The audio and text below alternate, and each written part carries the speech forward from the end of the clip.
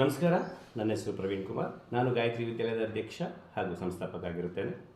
ನನ್ನ ಸಂಸ್ಥೆ 2013ರಲ್ಲಿ ಪ್ರಾರಂಭವಾಗಿದ್ದು, ನನ್ನ ಶಾಲೆಯ ಮುಖ್ಯ ಉದ್ದೇಶ ಸರ್ವರಿಗೂ ಶಿಕ್ಷಣ, ಪ್ರತಿ ಮಗುವನ್ನು ಪ್ರತ್ಯೇಕವಾಗಿ ಗುರುತಿಸಿ ಅವರಲ್ಲಿರುವಂಥ ಪ್ರತಿಭೆಯನ್ನು ಹೊರತೆಗೆದು ಈ ಸಮಾಜಕ್ಕೆ ಹಾಗೂ ವಿದೇಶಕ್ಕೆ ನೀಡಬೇಕು ಅನ್ನೋದಾಗಿರುತ್ತೆ. ಉದಾಹರಣೆಗೆ, ಈಗ ತಾನೇ 9ನೇ ಶಾಲಾ ವಾರ್ಷಿಕೋತ್ಸವವನ್ನು ಆಚರಣೆ ಮಾಡಿದೆ.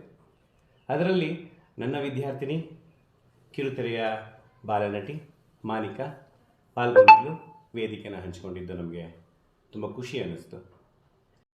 ಸರ್, ಮಕ್ಕಳಿಗೆ ನಿಮ್ಮ ಶಾಲೆಯಲ್ಲಿ ಯಾವ ರೀತಿ ಚಟುವಟಿಕೆಗಳಲ್ಲಿ ಅವರಿಗೆ ಆಸಕ್ತಿ ತೋರಿಸ್ತೀರಾ ಸರ್?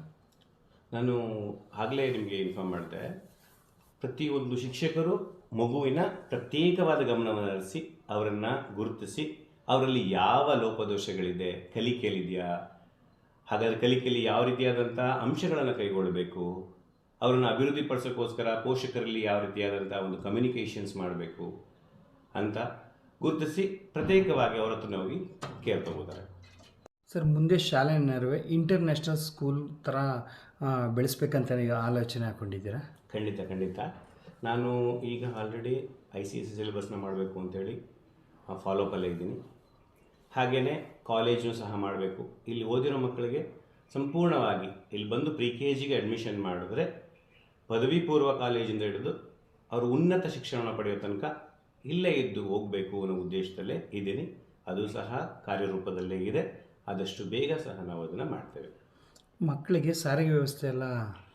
ಖಂಡಿತವಾಗ್ಲೂ ಸಾರಿಗೆ ವ್ಯವಸ್ಥೆ ಎಲ್ಲ ಪ್ರತಿ ಮಗುಗೂ ಇದೆ. ಇಲ್ಲಿ ಒಂದು 20 ಕಿಲೋಮೀಟರ್ ವ್ಯಾಪ್ತಿಯಲ್ಲಿ ಬರುವಂಥ ಮಕ್ಕಳೆಲ್ಲರಿಗೂ ಸಹ ಸಾರಿಗೆ ವ್ಯವಸ್ಥೆನ ಮಾಡಿಕೊಡಲಾಗಿದೆ.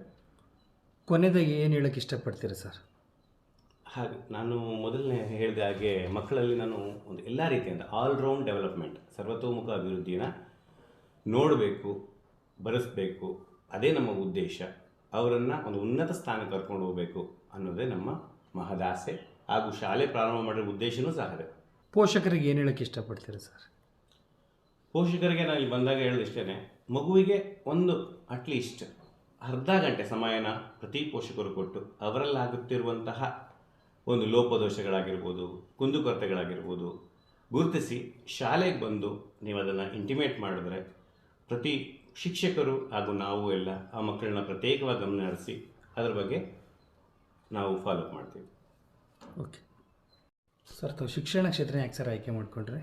ನಾನು ಮೊದಲೇ ಹೇಳಿದಾಗೆ ಈ ಸಮಾಜಕ್ಕೆ ಉತ್ತಮ ಪ್ರಜೆಯನ್ನು ನೀಡಬೇಕು ಅಂತ ಹೇಳಿ ಈ ಕ್ಷೇತ್ರವನ್ನು ನಾನು ಆಯ್ಕೆ ಮಾಡಿಕೊಂಡೆ. ನನ್ನ ಶಾಲೆಯಲ್ಲಿ ಎಲ್ಲ ಚಟುವಟಿಕೆಗಳಿಗೆ ಒತ್ತನ್ನು ನೀಡಲಾಗುತ್ತದೆ. ಉತ್ತಮ ಶಿಕ್ಷಕ ವೃಂದವಿದ್ದಾರೆ, ಆಟದ ಮೈದಾನವಿದೆ, ಹಾಗೂ ಶಾಲೆಗೆ ಬೇಕಾಗುವಂಥ ಮೂಲಭೂತ ಸೌಕರ್ಯಗಳನ್ನು ನಾವು ಒದಗಿಸಿದ್ದೇವೆ. ಒಟ್ಟಾರೆ ಹೇಳೋದಾದರೆ ಮಕ್ಕಳ ಸರ್ವತೋಮುಖ ಅಭಿವೃದ್ಧಿ ನಮ್ಮ ಶಾಲೆಯ ಗುರಿ ಹಾಗೂ ಉದ್ದೇಶ ಆಗಿರುತ್ತೆ. ನಮಸ್ಕಾರ.